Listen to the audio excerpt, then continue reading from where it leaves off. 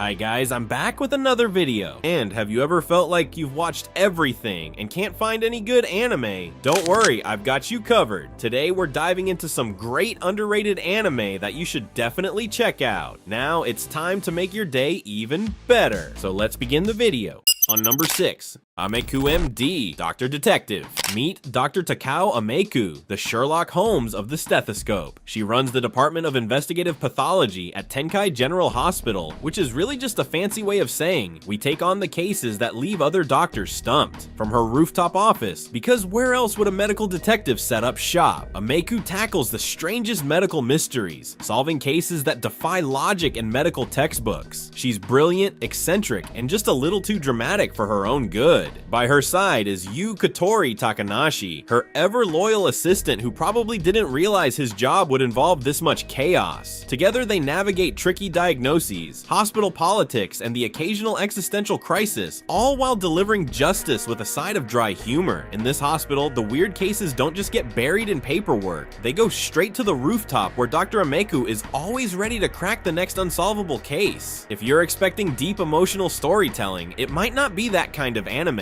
But if you're into medical mysteries with a touch of eccentric humor, it might just be a hidden gem. On number 5. 91 Days. It is basically The Godfather meets Revenge. It follows Angelo Lagusa, a guy whose childhood was ruined when the Venetti Mafia turned his family into Swiss cheese. Instead of going to therapy like a normal person, he vanishes for 7 years and rebrands himself as Avilio Bruno because nothing says Revenge Arc like a cool new name. One day he gets a mysterious letter that basically says, "Hey, wanna ruin the Venettis?" And Angelo's like, "Say less." So he slides back into the crime-ridden town of Lawless and starts infiltrating the Venetti family by getting chummy with Nero, the son of the mob boss. What follows is a Shakespearean-level mix of betrayal, gunfights, whiskey drinking, and enough dramatic staring to fill an entire season of a telenovela. Every episode, you're left wondering, who's gonna get backstabbed next? If you love classic gangster stories, this anime nails the setting with Prohibition-era aesthetics, mob politics, and some classy hat-wearing criminals. If you like intense revenge stories, mafia drama, and unexpected heartbreak, this one is a must-watch. On number 4.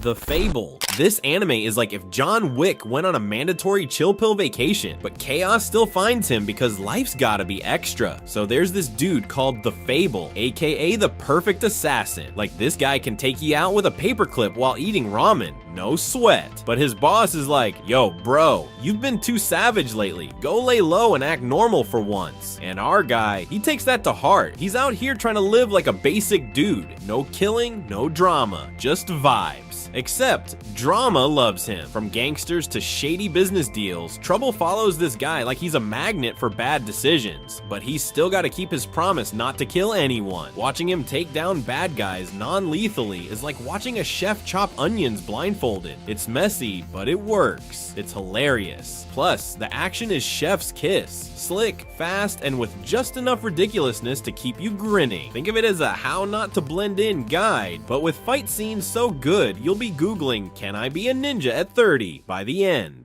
On number 3. Anohana. Alright, so Anohana is basically an emotional sneak attack disguised as an anime. The story revolves around Jinta Yadomi, a former energetic kid who is now leveled up into a professional shut-in. One day, his childhood friend Menma appears in front of him, but plot twist, she's been dead for years. Yep, ghost girl alert. She's here because she wants him to fulfill a wish, except she doesn't remember what it is. Classic afterlife amnesia. Jinta, now questioning his sanity, reluctantly rounds up his old childhood crew. The overachiever, the tsundere, the sad rich boy, the weirdo, and the one guy who somehow still has common sense. They all have major unresolved trauma about Menma's death, which makes for some top-tier emotional drama. Roller coaster of tears, awkward confessions, and childhood crushes finally getting addressed. Will they figure out Menma's wish before she ghost walks out of their lives forever? More importantly, will you survive watching this without crying? On number 2. Beyond the Boundary. The story follows Akihito Kanbara, a totally normal high school guy, except he's half Yumu, meaning he's basically immortal. One day he sees a cute girl on the school rooftop and, being the friendly dude he is, he tries to stop her from jumping. Big mistake, because Mirai Kuriyama, the girl in question, stabs him right in the chest. Turns out she's a spirit world warrior who hunts Yumu, and Akihito is now her personal practice dummy. But instead of running away from the stab-happy girl, Akihito decides to help her out. Why? Because she's broke, socially awkward, and literally too adorable to function. Also, she can turn her blood into weapons, which is both cool and kind of terrifying. Along the way, they get wrapped up in a supernatural mess involving cursed bloodlines, deadly monsters, and a super overpowered Yumu called Beyond the Boundary. It is a mix of supernatural battles, stabby romance, and unexpectedly deep emotions. Come for the action, stay for the feels, and of course the glasses appreciation. On number 1. Terminator Zero. This anime throws us into a wild sci-fi roller coaster set in 1997 Tokyo because apparently the apocalypse wasn't dramatic enough in America. Genius scientist Malcolm Lee is trying to create an AI called Kokoro to beat Skynet, but surprise, surprise, killer robots don't take kindly to competition. Soon enough, a relentless Terminator crashes the scene, hunting Malcolm and his kids like it's a dystopian game of hide and seek. Enter Aiko, a time-traveling badass from 2022 sent back to protect them. Now it's a high-speed chase through neon-lit streets, dodging explosions, killer bots, and probably some deep philosophical debates about AI and humanity. Will they save the future, or just make things way more complicated? Either way, expect action, drama, and at least one existential crisis per episode. The anime is such a nostalgia for the fans of original Terminator movies. I highly recommend this anime if you're a fan of the Terminator franchise. That's the end of this video, and if you enjoyed, hit that subscribe button. Also tell me which anime you're going to be watching tonight. I'll see you in the next one.